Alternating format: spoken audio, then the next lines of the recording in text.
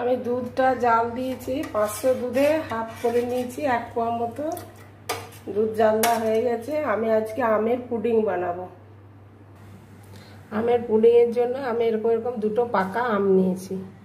আমটা কেটে রেডি করে নেব। আমি সব তুলে নেব আমটা এরকম।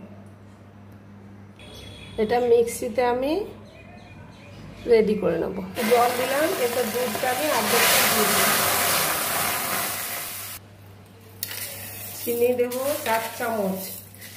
দুধটা ঠান্ডা হয়ে গেছে, চিনি গলে গেছে। এবার আমের পালসটা দিয়ে দেবো।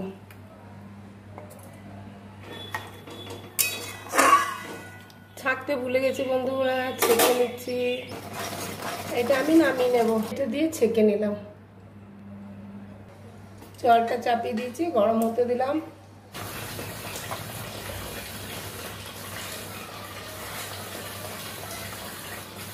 ঢাকা দিয়ে দিলাম। ঢাকাটা খুলে দেখবো হয়েছে কিনা। এখনো রেডি হয়নি। আমি এই ঠান্ডা দুধটা নিয়েছি, আর একটু 1 চামচ আমি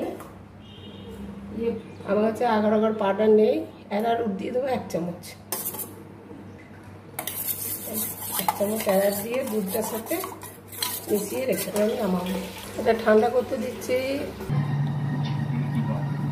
ডিপ ফ্রিজে রেখে দিলাম। 30 মিনিট পর বার করব। করে আমি আবার পুডিংটা দুধ দিয়ে বানাবো।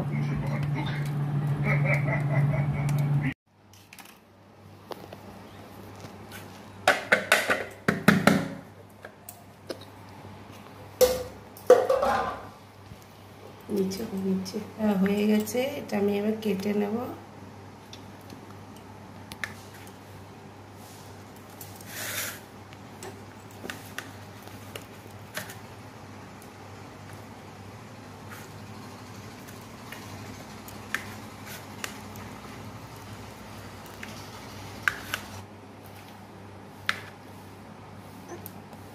হয়ে গেছে।